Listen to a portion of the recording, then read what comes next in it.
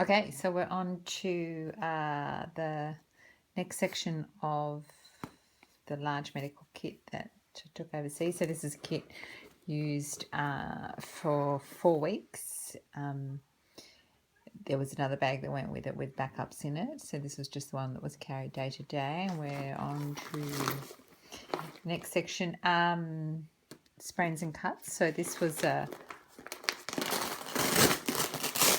I haven't actually restocked this, so we'll see what was left in there. I think it's probably a bit of a mess. It'll give you the general idea of what was in here anyway.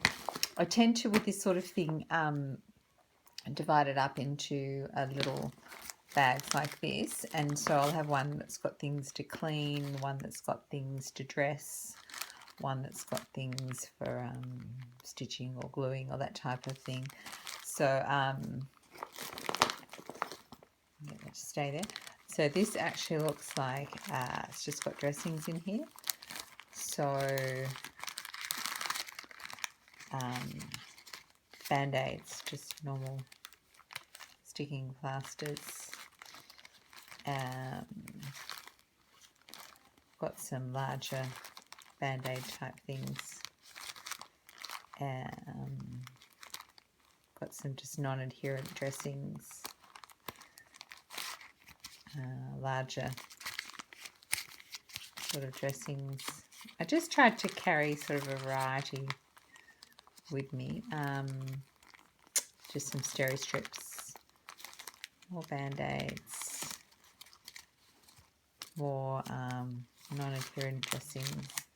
Just really the what you can buy at any chemist. And this stuff is fabulous. This stuff you can also buy at the chemist. This is the thinner.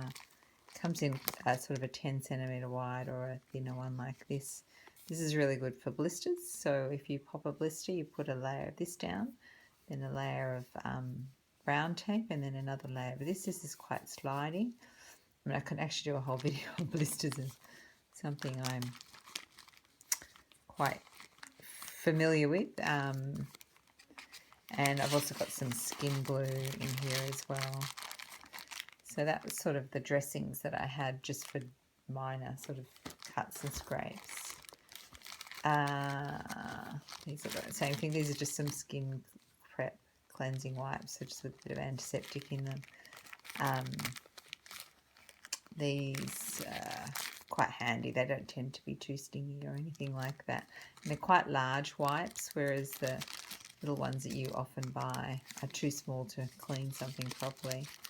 I have heaps of those because they're really just good for cleaning anything, even a blister, before you pop it.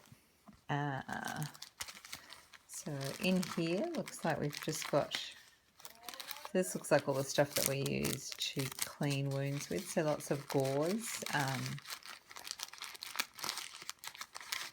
just sterile gauze like that.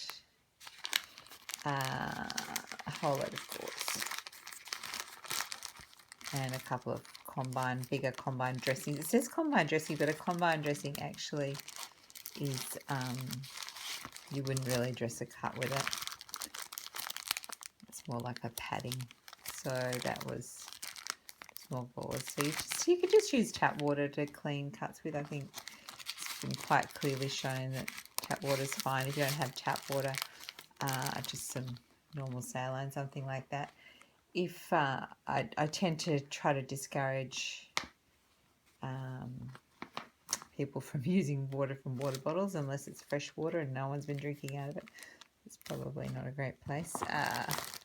Just a triangular bandage. I'm not a big fan of triangular bandages. I think they're you don't need to have them in a first aid kit, but they are useful as a big piece of cloth, and they're good for tying things and making splints and that type of thing. Lots of tape. So I actually ran out of tape when we were in Japan because of the sheer number of children with extremely bad knees and ankles that needed to be strapped. This stuff is beautiful. This is called rock tape. It's made by a company called Rock Tape. The problems with rock tape are it doesn't stick that well. So if you look at the rock tape brochures, and you'll see they'll have tape down the back of the shin or something like that. It's actually quite hard to get this stuff to stick. So I find that you end up having to put some leucoplast or some other brown tape in. So you strap it with this, and then you need to put a couple of pieces of this sort of brown tape around it. The downside of this sort of stuff, brown tape, which I actually didn't realise for a long time, is this glue on this tape, actually you can probably see on this, is heat activated. So where we were was extremely hot. It was over 30, 40 degrees at times. And storing, for example, this in your car in a first aid kit, what happens to it is the glue goes off and it sets, and then you end up with this situation. So you can see there's all glue stuck onto there, and that's not that sticky anymore. So you can't really store this in a car because of the heat situation. And this was actually not even stored in a car, but this has been in a very hot environment for a month. You can still use this. I mean, it's still got a bit of a stick to it, but it's not great. Yeah, so it's not great. Micropore, same thing. It's probably not quite as bad, but this is nice for people who are allergic to the brown tape, which a lot of people are, but this is what micropore does. See how that's just all sort of shredding? So, and that's because the glue's gone off. So not great in hot environments, either of those tapes. But yeah, so we bought this overseas where it was hot. And it was quite good. It's quite good. Again, it's not super sticky. It's got a little bit of stretch. This one was also bought overseas. Pretty good. I think, again, this is, I don't think I use this one. This is probably also heat activated. Yeah, it's not super sticky. So that's a big problem with storing this type of tape in first aid kits. This is Coban. This is a tape that doesn't stick except to itself. It's quite nice. Some people are allergic to it, or it gives them a bit of a rash. But it does avoid the problem of the other ones. This is a little bit of spare plaster that I had just left over from something, probably someone had plastered it at work. And I thought I'd just bring this in case I needed to make a little splint for a finger or for a thumb, something like that. It's just a small amount of it. Nice big broad bandage.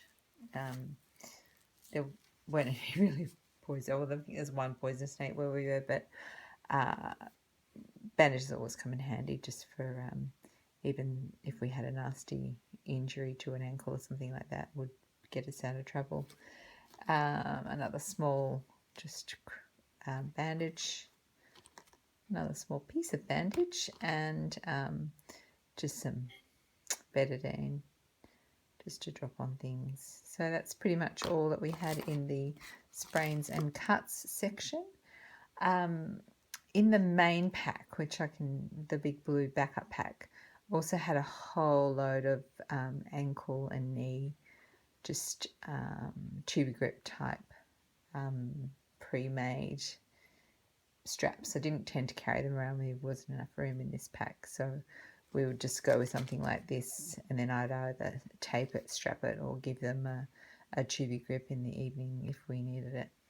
So there we go. We're almost halfway through what's in this pack. I'm realising it's pretty long, but there we go.